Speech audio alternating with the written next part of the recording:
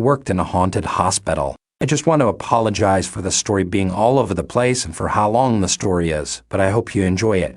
Here's the story about the time I worked in a haunted hospital for 4 months. I mean, sure, yes, you would figure a hospital is surrounded by death, it's bound to be haunted, right? Well, there was something deeper here, something much more evil. For privacy reasons, I'm not going to name the hospital, but I will tell you this took place in Southwest Florida. Anyways, I was working as a housekeeper on the second shift, meaning I would come in at 3 p.m. and leave at 11 p.m. Occasionally, I would work a third shift, which would be from 11 p.m. to 7 a.m. On my first night, everything seemed normal. It was routine training. They showed us, a small group of 5 new housekeepers, the ropes of what to do and what not to do. It was pretty quick training despite it being a hospital. Prior to our start date, we had a 2-week orientation where they covered HIPAA and all those other fun things you need to know. After about 2 hours into the shift, they let us go on our own. They assigned each of us a beeper and our own cart. Nothing crazy happened the first day besides witnessing a code blue on the second floor ICU. The first couple of weeks were great, the work was easy and the pay was good. I was really enjoying my new job. That was until they switched me from cleaning rooms to annex. Let me explain. The entire first floor of this hospital is doctors' offices and employee health aid, and of course the main entrance to labor and delivery, and on the other side is the ER and the main entrance to the hospital where visitors would come in.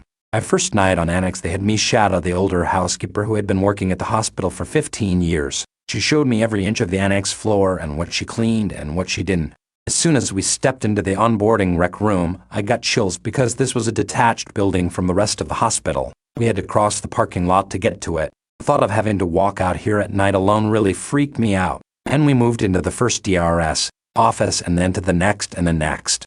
It was about 6 units plus the detached space that one person needed to clean. Having someone else there wasn't so bad. It was creepy and unsettling, but I managed with her. My first night on my own should have been my last. I clocked in for my shift, grabbed my pager and my cart, and went on my way to annex. I used my key card to get into the building, the detached center. This one was okay. They usually had chocolates in the freezer, which I would sneak 1 or 2 after I finished cleaning up, as I felt like a small reward was earned after cleaning the whole building. When I walked to the freezer after I finished cleaning, before I could open the freezer door, I heard the main door open. Scared one of the leads was coming to check on me, I hesitated and instead grabbed a rag and pretended to wipe down the counter, waiting a minute expecting him to come around the corner to check up on me as I heard the footsteps getting closer. When they suddenly stopped, I called out hello, but nobody answered.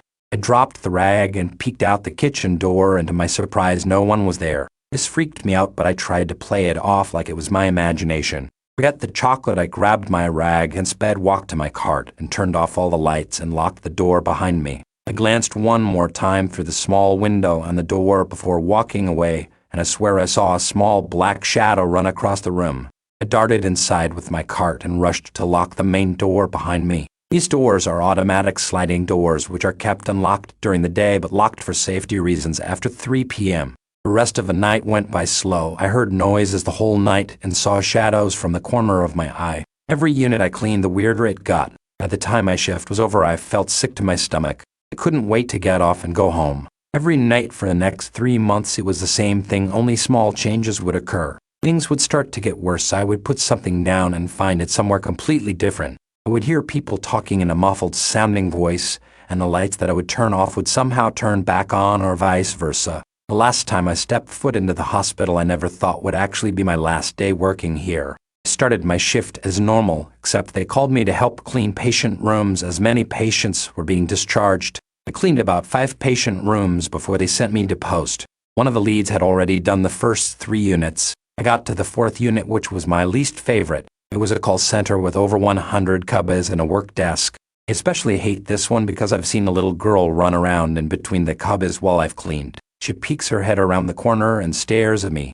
When I look up and notice, she giggles and runs away. I've gotten in trouble for not cleaning this unit because they came in and found a mess the next day. A manager called me into her office and asked me why I skipped the office. I swore to her up and down that I cleaned the office, that I worked my ass off to clean it, and it was so clean she could eat off the floor. Unfortunately, the offices do not have cameras, so there was no proof. I ended up getting written up. On this last night, something was different. The air seemed a lot thicker than usual. It was almost suffocating. I started by cleaning the bathrooms. I walked into the dimly lit bathroom and placed my phone on the counter while I had my Apple Music playing. I cleaned the toilets, the door handles, and the walls. I sprayed the mirrors, and as their cleaning spray dripped down the mirror, I bent over to grab my paper towel roll. When I came up, I jumped back. There she was, standing behind me. I looked at her in the mirror and turned around quickly to see this ghostly child, and she was gone. I blinked a few times before returning my eyes to the mirror. What the hell, I said to myself. As I went to wipe the mirror clean, the lights flickered. I felt my stomach turn and my heart began to beat at least 1,000,000 miles an hour. I quickly cleaned up my supplies and ran out of the unit. I made my way into the next unit, the orthopedic office. There's a rumor that the first doctor who worked here had gone crazy and started doing unnecessary surgeries and collecting bones, various bones. He collected bones until he was able to build a skeleton, which he managed to put together and kept on display in the office. Of course, no one knew where these bones came from. He has just brought it in one day. The staff say he would dance with the skeleton before and after each surgery for good luck. He ended up firing him when an investigation was opened. That same day, he came in and murdered the entire staff that was working that day. This was maybe the scariest unit to work in. The whispers, the shadows, the noises that would come from the empty walls late at night, it all made it so terrifying. On this night, I went in to do my routine cleaning. I started at the check-in desk and made my way into each patient room. When I got to the break room, which was in the far back of the office, I put my supplies on the dining table. I heard a blood-curdling scream coming from the receptionist desk. I stopped in my tracks and turned around. I walked slowly toward the front of the office to reveal an empty space. Nobody was there. As I went to turn around, I saw someone walk into the direction of the break room. I know what you're thinking. Did I follow them?